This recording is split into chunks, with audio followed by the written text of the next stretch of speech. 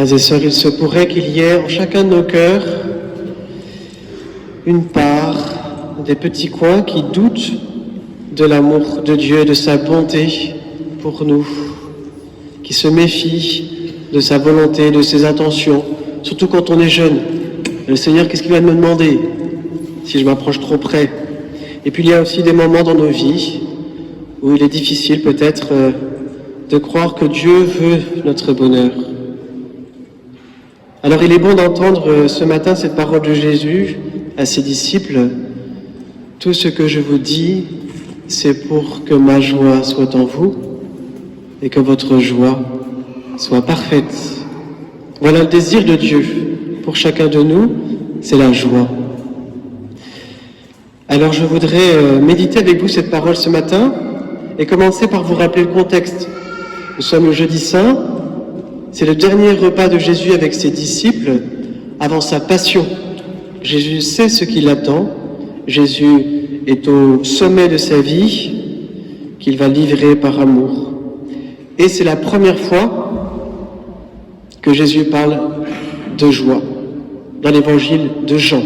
Alors, on pourrait lire tout l'évangile pour vérifier, ou vous me faites confiance, c'est la première fois que Jésus parle de la joie, et il va le faire pendant ce repas par 4 fois que je voudrais vous lire.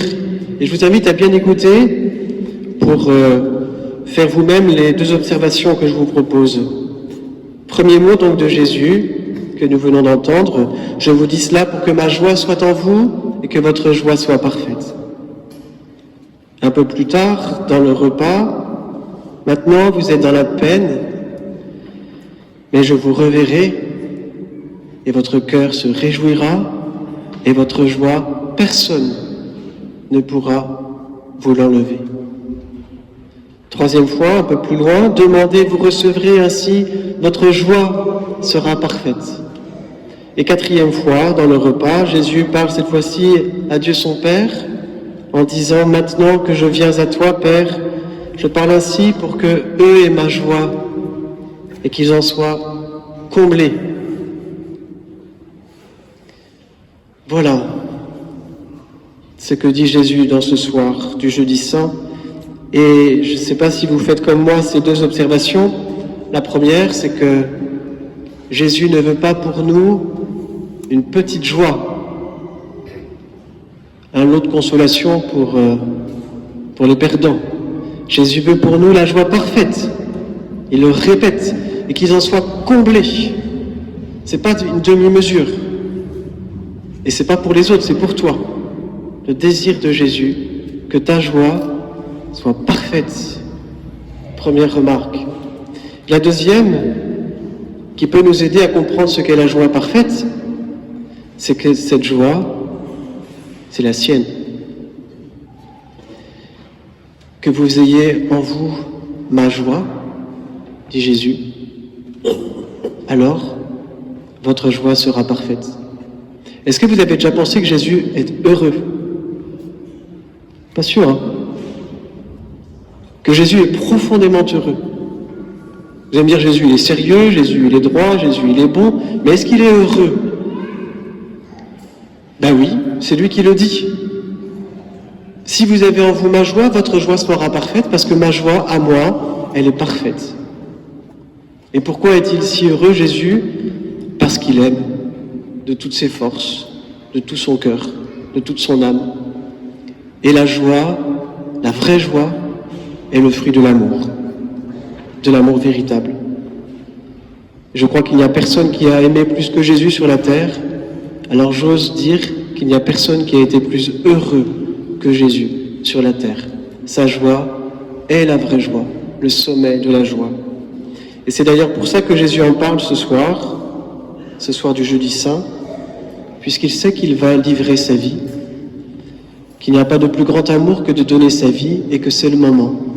Et la joie de Jésus est grande de nous montrer combien il nous aime et d'aller lui-même jusqu'au bout de l'amour. Et c'est aussi pour cela que ce soir du jeudi saint, pour la première fois, Jésus va donner son commandement nouveau. Aimez-vous comme je vous ai aimé. Et il va le répéter 3 fois. Alors c'est vraiment ce sommet de sa vie où se concentre le sens de sa vie, qui est l'amour, et le fruit de son amour qu'est la joie. Alors ce commandement que Jésus nous donne d'aimer me fait penser aux 10 commandements de la joie. C'est pas moi qui les ai inventés, c'est un ancien abbé qui s'appelle l'abbé Gaston Courtois. Je pense pas que vous connaissiez parce que il a vécu jusque dans les années 60, 70. Et il écrivait ces 10 commandements que je vous propose. Alors vous allez me dire, mais la joie, ça se commande pas. Je sais pas.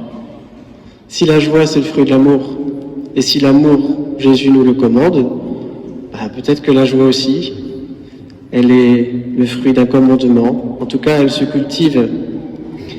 Et donc ces 10 commandements, vous pourrez les afficher, si vous voulez, dans vos toilettes. Il y en a qui mettent les pays du monde, il y en a qui mettent des règles de grammaire. Vous pourrez mettre les 10 commandements de la joie. Et pour le moment, je vous invite à demander à l'Esprit Saint de vous montrer quel est le commandement qui vous fera grandir cette semaine dans la joie.